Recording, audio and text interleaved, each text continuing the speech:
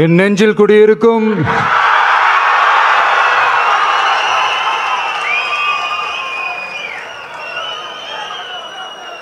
என்னுடைய தோழர்களுக்கும் தோழிகளுக்கும் தமிழக மக்களுக்கும் என்னுடைய வணக்கம்.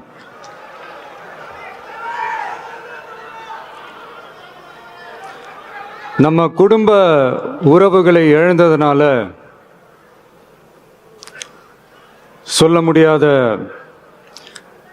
வேதனையிலும் வலியிலும் இவ்வளவு நாளா இருந்தோம். அப்படிப்பட்ட அந்த சூழல்ல நம்ம சொந்தங்களின் மனம் பற்றி இருக்க வேண்டியது நம்மளுடைய கடமை. அதனாலதான் அவங்களோட சேர்ந்து அமைதி காத்து வந்தோம். ஆனா இப்படி அமைதி காத்து வந்த நேரத்தில் நம்மளை பத்தி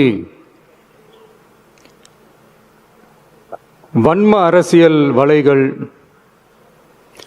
அர்த்தமற்ற அவதூறுகள்னு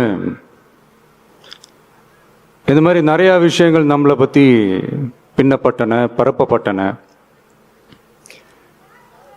இது எல்லாமே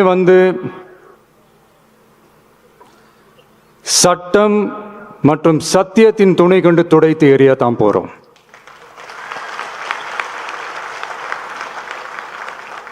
பட் அதுக்கு முன்னாடி தமிழக சட்டமன்றத்தில் நமக்கு எதிராக நிகழ்த்தப்பட்ட ஒரு உரைக்கு ஒரு நாகரிக பதிலடி கொடுக்கணும்னு நான் நினைக்கிறேன்.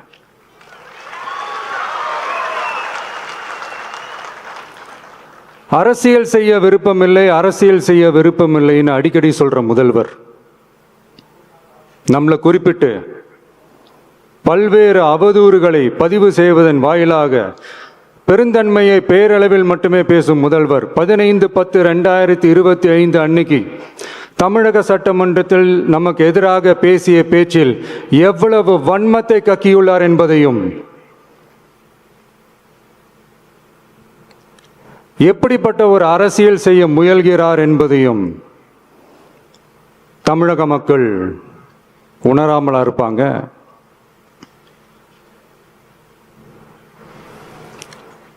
இந்த கரூரோட சேர்ந்து 5-6 மாவட்டத்துக்கு இந்த மக்கள் சந்திப்பு நிகழ்ச்சிகள்லாம் நடத்தியிருக்கிறோம், போயிருக்கிறோம். அங்கெல்லாம் இந்த லாஸ்ட் மினிட் வரைக்கும் எங்களுக்கு அந்த இடம் கொடுப்பாங்களா மாட்டாங்களா, பெர்மிஷன் தருவாங்களா மாட்டாங்களா, இப்படியே இழுத்து அடிச்சுக்கிட்டு இருப்பாங்க. தான் நாகப்பட்டினத்தில் சொன்னது மாதிரி தான். நாங்கள் ஒரு இடம் செலக்ட் பண்ணி கேட்போம், மக்கள் நல்லா ஸ்பேஷியஸாக நின்று பார்க்குற மாதிரி. பட் அவங்க அதையெல்லாம் ரிஜெக்ட் பண்ணிட்டு மக்கள் நெருக்கடியோடு நின்று பார்க்குற மாதிரி ஒரு இடத்த செலக்ட் பண்ணி எங்களுக்கு கொடுப்பாங்க. இது டிஃபால்ட்டாக எல்லா இடத்துலையும் இந்த ஒரு ஆர்கியூமெண்ட் நடந்துட்டுருக்கோன்னு வைங்க. அது மட்டும் இல்லை, இந்தியாவிலேயே எந்த ஒரு அரசியல் கட்சி தலைவருக்கும் கொடுக்கப்படாத கண்டிஷன்ஸ். பஸ்ஸுக்குள்ளேயே இருந்து பார்க்கணும், மேலே கை காட்டக்கூடாது, இப்படிலாம் ஒரு அதீத கட்டுப்பாடுகளை கொடுத்த உடனே எங்கள் சைட்லேருந்து ஒரு அறிக்கையும் வெளியிட்டோம். அது மட்டும் இல்லை, தமிழக வெற்றி கழகம் சார்பாக அனைத்து கட்சிகளுக்கும் சமமாக ஒரு முறையான ஒரு பொது வழிகாட்டு முறைகள், SOPஸ்ன்னு சொல்லுவாங்க, அதையும் வழங்கணும்னு சொல்லி உயர் நீதிமன்றத்தையும் நாடி இருக்கணும். இதுவும் தமிழக மக்கள் உணராமலா இருப்பாங்க. இப்படி ஒரு அரசியல் காழ்ப்புடன், நேர்மை திறனற்று நம்மளை பத்தி குற்றம் சாட்டியுள்ள குறுகிய மனம் கொண்ட முதல்வர் அவர்களுக்கு ஒரு சில கேள்விகள்.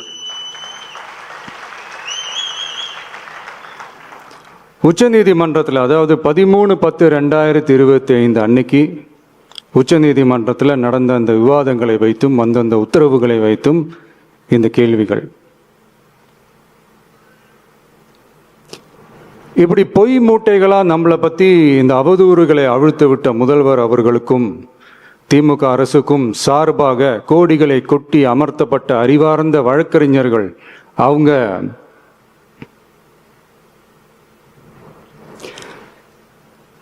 இந்த கபட நாடக திமுக அரசோட தில்லுமுல்லுகளை தாங்கி பிடிக்க இயலாமல் உச்ச நீதிமன்றத்தில் திக்கு திணறி நின்றது முதல்வர் அவர்களுக்கு மறந்துவிட்டதா? இந்த கரூர் சம்பவத்துக்கு அப்புறமே அவசரமா ஒரு தனிநபர் ஆணையம், அந்த தனிநபர் ஆணையத்தை அவமதிக்கிற மாதிரி அரசு உயர் அதிகாரிகள், காவல்துறை உயர் அதிகாரிகள் எல்லாருமே நம்மளை பற்றி ஃபுல்லாக இந்த அவதூறுகள் பரப்பி ஒரு செய்தியாளர்கள் சந்திப்பு அவசரமாக. இதெல்லாம் ஏன் நடக்குது, எதுக்காக நடக்குது அப்படின்னு ஒட்டுமொத்த தமிழக மக்களும் கேள்வி கேட்க ஆரம்பிச்சாங்க. இதுவும் தமிழக முதல்வர் மறந்துட்டாரா? அதுக்கப்புறம் அந்த தனிநபர் ஆணையத்தை தலையிலேயே கொட்டி வீட்டுக்கு அனுப்பிச்சிட்டாங்க. அது வேறு விஷயம்.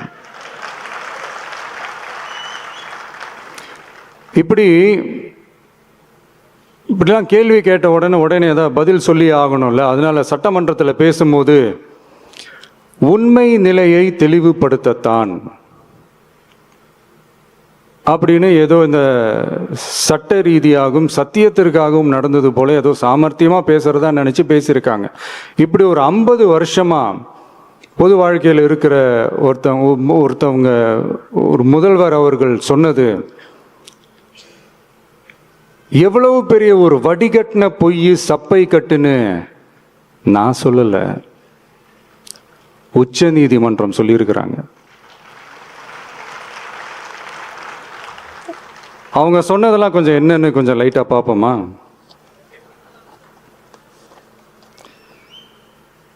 The comments which have been made before the media by the top officers of the police department may create doubt in the minds of the citizenry on impartiality and fair investigation. The faith and trust of the general public on the process of investigation must be restored in the criminal justice system. அதாவது அரசு காவல் உயர் அதிகாரிகள் ஊடகங்களிடம் பேசியது என்பது பொதுமக்களிடையே நியாயமான விசாரணை நடக்குமா என்ற சந்தேகத்தை ஏற்படுத்தக்கூடும் என்றும், நியாயமான விசாரணை மூலமே அந்த சந்தேகத்தை மீட்டெடுத்தே ஆக வேண்டும் என்றும் உச்ச நீதிமன்றம் தமிழக அரசின் தலையில் ஓங்கி நறுக்கு நறுக்கு நறுக்கு என்று கொட்டியதை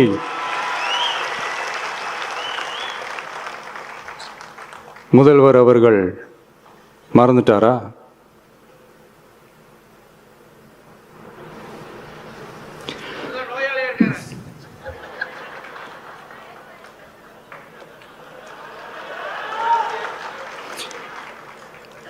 மாண்புமை சென்னை உயர்நீதிமன்றத்தின் மாண்புமிகு நீதியரசர் எஸ்ஐடி அமைத்து உத்தரவிட்டார் அல்லவா?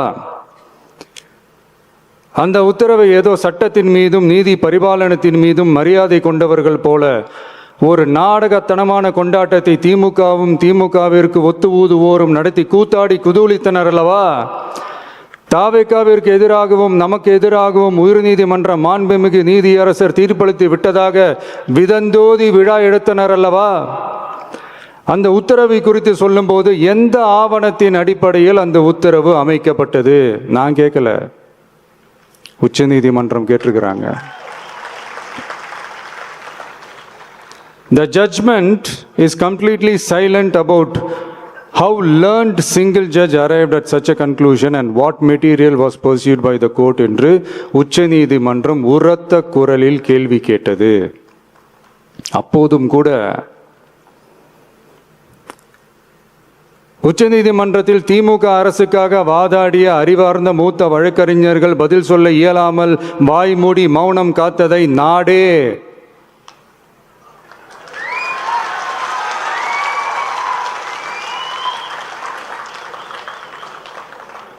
பார்த்ததல்லவா? இதையும் முதல்வர் அவர்கள் மறந்துட்டாரா?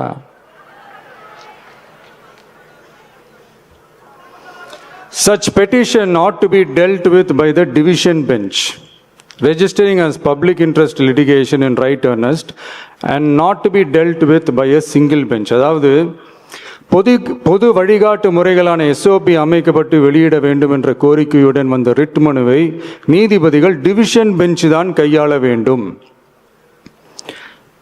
தனி நீதிபதி பெஞ்ச் கையாளக்கூடாது என்றும் உச்சநீதிமன்றம் சொன்னதல்லவா? அது மட்டுமா, கோரிக்கையே இல்லாமல் எஸ்ஐடி அமைக்கப்பட்டது எந்த வகையில் சரி என்றும் கேள்வி எழுப்பியது உச்சநீதிமன்றம். இது எல்லாமே அறியாமலோ இல்லை அறியாதது போலவோ உச்சபட்ச அதிகார மயக்கத்தில் இருந்து பேசினாரோ முதல்வர் அவர்கள்?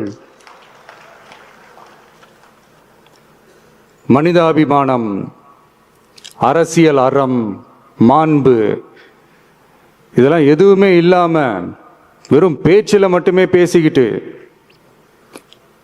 அரசியல் ஆதாயம் தேடுற ஆட்டத்தை ஆடத் தொடங்கிவிட்டார் முதல்வர் அவர்கள்.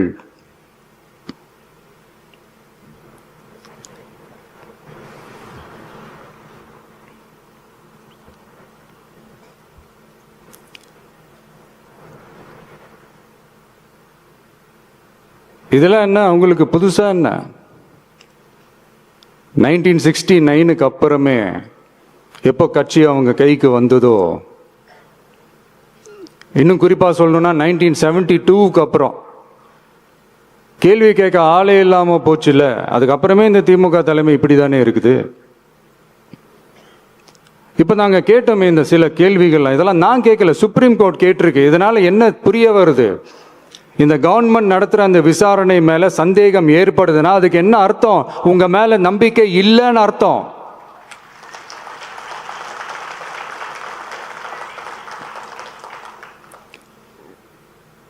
இதெல்லாம் ஏன் எதுக்காகன்னு முதல்வர் அவர்களுக்கு புரியுதா?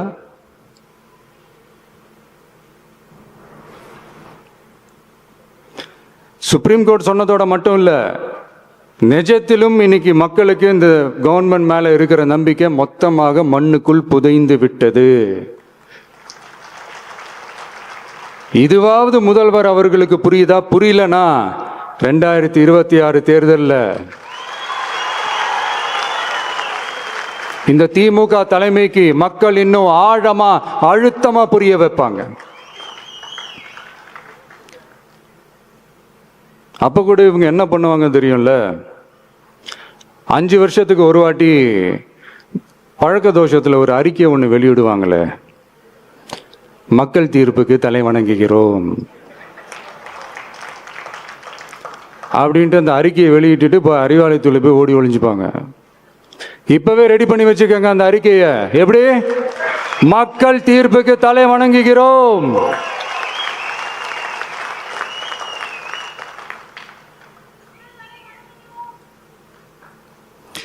நான் போன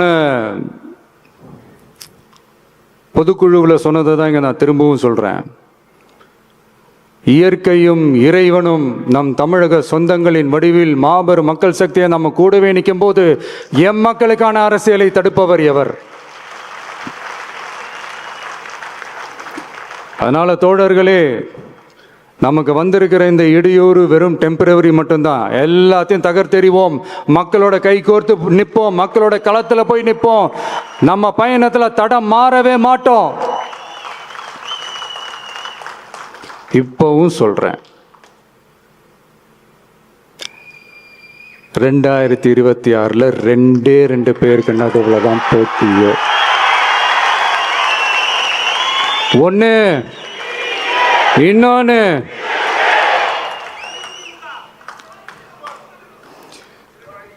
இந்த போட்டி இன்னும் ஸ்ட்ராங்கா மாறப்போகுது. 100% வெற்றி நமக்கு. வாகை சூடுவோம், வரலாறு படைப்போம், கான்பிடென்டா இருங்க, நல்லதே நடக்கும், வெற்றி நிச்சயம். மீண்டும் சந்திக்கும் வரை நன்றி, வணக்கம்.